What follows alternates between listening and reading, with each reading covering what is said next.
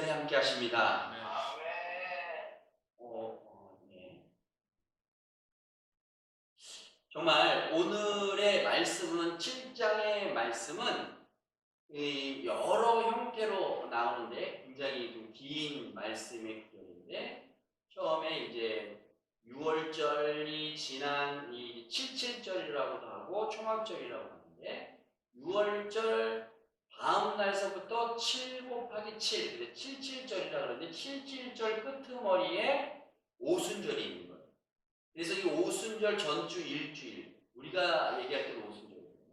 오순절 성령의 기적이 나타나는데 그 마지막 주 일주일 8일째 되는 날에 초막절이 시작되는데 초막절은 출애굽기 12장에서 처음 시작되는 건데 그 줄기를 따라서 광야로 가다가 하나님께서 명령하신 말이기 때문에 이 초막절을 지내면서 예전에 광야 생활을 했던 주님과 동행했던 것을 잊지 말라고 하시고 그 초막절의 끝의 날에는 수장절이라고 해서 가장 큰 축제를 벌이는데요. 그 축제를 벌일 때는 어떤 형태로 예배를 드리냐면은 그 예배를 드릴 때 우리가 번제를 드리면서 하나님께 감사를 드리는 거예요. 그런데 하나님께서 정하신 것을 형식적으로 드리는 것을 보고 예수님께서는 그거에 대해서 굉장히 마음에 한탄을 하신 거예요. 그래서 이 유대인들이 예수님을 죽이려니 같이 올라갑시다라고 제자들이 이 명절을 지키고자 하여 같이 올라갑시다 할 때 아직 내 때가 이르지 않았다. 왜냐하면 그 때가 이르기 전까지는 죽을 수도 있으니까 하나님의 때에 나가겠다는 건데 또 이상하게 중간에 제자들도 모르는 시간에 또 이 예배터에서 같이 말씀을 이 성전에서 나누는 것을 보니까 하나님 예수님의 때가 우리는 알 수 없지만 하나님의 특별하신 시간이 있다는 거예요. 우리가 사도행전 강의를 하면서 잊지 말아야 할 것은 예수님이 우리에게 각자 내려주는 은혜는 분명히 있지만 더 중요한 것은 성령 받은 사람이라면 내 자리 채워지고 내 자리 채워짐이 넘쳐서 흘러나가는 것이 사도행전의 목적이고 오늘 주님께서 말씀하신 하나님 때 특별한 일을 카이로스라고 그러는데 일반적인 시간은 이 세상이 정해놓은 시간은 크로노스라고 해서 일반적인 똑딱똑딱 거리는 시간이에요. 그런데 카이로스는 하나님의 때가 있는 거예요. 하나님의 때. 우리는 예수님이 우리를 특별히 지정하시고 우리를 제자 삼으시고 또한 우리를 자녀 삼아 주셔서 아버지라 부를 수 있는 그 특별한 때를 하나님께서 주시는데 그때에 생수의 강이 넘쳐 흐르리라고 말씀하고 있는 거예요. 그렇습니다. 누구든지 목마르거든 그랬어요. 37절에 누구든지 목마르거든 외치신 것을 우리는 잘 귀 기울여야 할 것입니다. 주님께서 비슷한 요청이 바로 사마리아 여인에게 하셨던 내용이에요. 요즘에요. 아주 큰 교계에 여러 가지 문제들이 있어요. 소강성 목사님이 어떻게 말했기 때문에 또 어떻게 누구의 친문이니 여러 가지 얘기가 나오고 또 이해철 목사님이 설교하신 내용을 또 우리 교계에서 정말 우파라고 할 수 있는 또 우리 울산대 교수님이 계신데 그 서로 간에 또 의견적인 대립이 있는 거예요. 저는요 어떤 문제가 우리 이 기독교를 이렇게 망치느냐 저는 그걸 봤을 때 성령 충만하지 않을 때 분쟁이 일어나는 거예요. 성령이 충만하고 내 안에서 생수의 강이 예수님으로부터 받았던 성령 충만함이 잃어버릴 때 세상적인 이권으로 이 발언이 되기 시작합니다. 말을 할 때 축복의 언어고 서로 어떻게 화합할까, 어떻게 고민할까, 나이 드신 이 교회의 어르신들은 이 밑에 있는 목사들에게 희망을 주고 성도들에게 희망을 주고, 밑에 있는 목사님들은 또 성도들은 그 선배 되신 목사님들이 말씀대로 잘 살고 있는 그 모습을 보면서 우리는 그 길로 가는 거예요. 분쟁이나 싸움을 원하지 않아요. 그렇기 때문에 예수님께서 우리나라를 보실 때 정말 성령 충만한가, 성령 충만하지 않나, 말씀이 곧 하나님이라고 얘기했니, 말씀 충만한 교회가 온전한 교회가 되고, 교회는 우리가 한 사람 한 사람이 만드는 거예요. 한 사람 한 사람. 그런데 우리가 목이 말라야 되는 거예요. 세상적인 지식, 성경적인 지식이 중요한 것이 아니라 목 마를 때 사마리아 여인이 예수님을 만나서 자신의 갈급했던 영혼이 회복이 되는 거예요. 사랑하는 성도 여러분, 주님께 목말라야 돼요.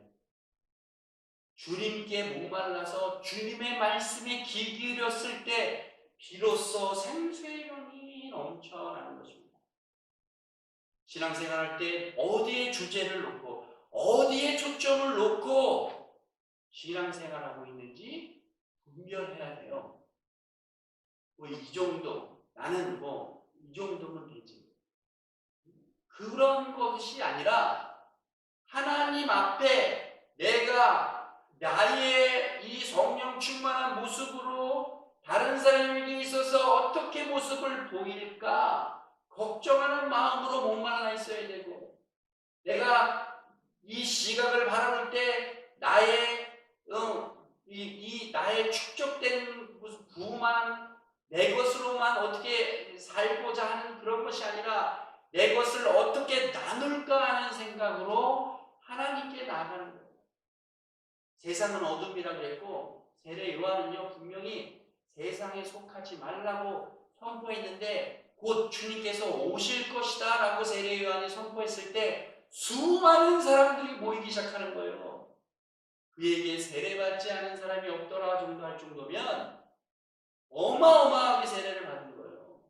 우리가 상상하지 못할 정도의 만약에 우리 이스라엘 백성들이 그때 당시에 인구수가 얼마나 됐냐 라고 한번 판단해 본다면 성경학자라든지 제가 이렇게 생각해 보고 그러면은 그렇게 많은 숫자가 우리나라처럼 또 아니면 인구 밀집이 안 되고 예전 2000년 전이니까 예루살렘에 아무리 많이 살아야 300만 정도? 그런데 어떤 성경학자는 60만 정도밖에 안 될 것이다. 왜냐하면 이 예루살렘을 기점으로 해서 많이 분포되어 있으니까 다 합쳐야 한 300만 정도 되고 예루살렘에 사는 사람이 한 60만 정도 된다. 그러면 60만 정도는 어디냐면 천안이 61만인가 60만 정도 되는 거예요. 그러니까 천안 시내에 살고 있는 대부분의 사람들이 세례 요한에게 뭐 한 거예요? 세례를 받는 거예요. 그래서 세례 요한을 추종하던 사람들이 이제 세례 요한이 그가 주다라고 고백되었을 때 그가 주냐고 물어봤을 때 너희가 알거니와 내가 말을 안 해도 내가 너의 주인이 될 것이다. 내가 너의 온전한 이런 메시아가 될 것이다라는 예수님께서 말씀하시고 그 말씀을 세례 요한이 들었던 겁니다. 우리는 지금 어떤 자들에게 예수님께서 외치고 있냐면 명절의 끝자락인 가장 큰 수장절, 그러니까 수장절이 물 숫자를 써갖고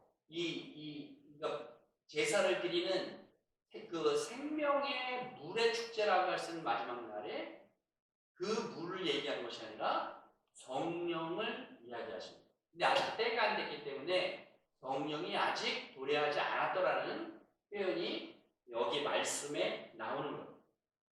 우리는 이 목마름에 집중해야 하는 거예요. 인생의 행복은 마치 혼인집, 잔치집의 술 항아리처럼 금방 바닥을 드러내 보입니다. 인생의 권세는 금방 사그러져 가는 거예요. 돈이 아무리 많아도 200세, 300세까지 살 수 있는 사람은 아무도 없어요. 그렇게 산다고 해도 건강하게 정말 이 사람의 육체는 점점 더 쇠퇴해가고 있는데 목마름은 더 강해져야 하는데 욕심이 더 강해지면 안 되는 거예요. 유대의 종교는 바닷물을 퍼서 마시듯이 먹으면 먹을수록 우리는 목마름에 시달리는 거예요. 폭풍우가 오고 비가 많이 오는데 물이 넘쳐날 때 목마름 때문에 사람들이 죽는 거예요. 왜냐? 아무리 물이 많아도 그 빗물을 못 마시기 때문에, 그 구정물을 못 마시기 때문에. 예수님의 사랑은 그렇게 외치면서 진정 예수님의 사랑이라는 것을 떠먹어본 적도 없고 떠서 다른 사람한테도 준 적이 없는데 어찌 경도를 할 수 있겠습니까? 이게 목마름이에요. 그 갈증은 니고데모에게 분명히 나타납니다. 너가 나를 따라오려거든 너의 재산을 팔아 가난한 자에게 나누어 주고 나를 따르라고 했을 때 그 니고데모는 예수님을 따를 수 없고 고민하는 마음으로 돌아갔더라 그랬어요. 그런데요, 정말 새로운 사실은 아니죠. 성경에 기록된 걸 보면 니고데모는 예수님을 십자가에서 내려오게 한 사람 중에 한 사람이 니고데모예요. 그러니까 분명 그는 자신의 전 재산을 팔아서 어려운 사람들에게 나눠주고 예수님을 쫓지 않았을까 이런 생각을 합니다. 다른 제자들은 다 도망가고 예수를 추종했던 사람들이 다 도망갔는데 이 십자가에 달리신 예수님을 끌어내린 사람이 니고데모라고. 정말 우리는 밑 빠진 독에 물 붓는 것처럼 열심을 다해서 일하고 최선을 다해서 일하지만 항상 마이너스 되는 인생을 살고 있어요. 왜 그런지 모르게 그런 인생을 살고 있는 거예요. 그건 세상적인 방법으로 살기 때문에 그런 거예요. 어렵지만 가난하지만 나누어주면 나누어줄수록 마음의 풍요로움이 넘쳐나는 것은 그 가운데 성령 충만함이 넘쳐나기 때문입니다. 하나님과 그 영원하신 진리의 뜻을 외면한 방랑자들의 삶의 구조는 피폐할 수밖에 없어요. 63빌딩을 갖고 있고 롯데타워를 갖고 있고 그 안에 살더라도 예수님이 그 안에 없으면 한낱 잠시 잠깐의 기쁨이지 그 잠시 잠깐의 기쁨도 금방금방 지나가요. 전사 시절에 아주 조그만 그 원룸 12평도 안 되는 원룸에서 살았어요. 거기서 침대 하나만 딱 들어가는 데서 살았어요. 그런데 조금 시절이 지나니까 이제 목사 안수도 받고 그래서 조금 더 넓은 집으로 이사하게 돼서 조금 더 넓은 한 15평 되는 그 방 하나에 이 거실 하나 있는 그 집에 사는데 너무너무 넓어서 너무 좋더라고요. 근데 금방 사그러들어요.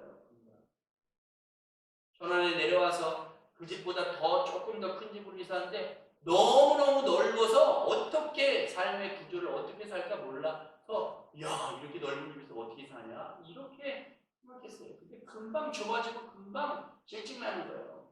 제가 만약에 50평 80평 살아도 금방 좁아질 거예요. 세상적으로는 충당할 수 없는 충족할 수 있는 뭐를 가져야지 충족이 되고 뭐만 있으면 돼요.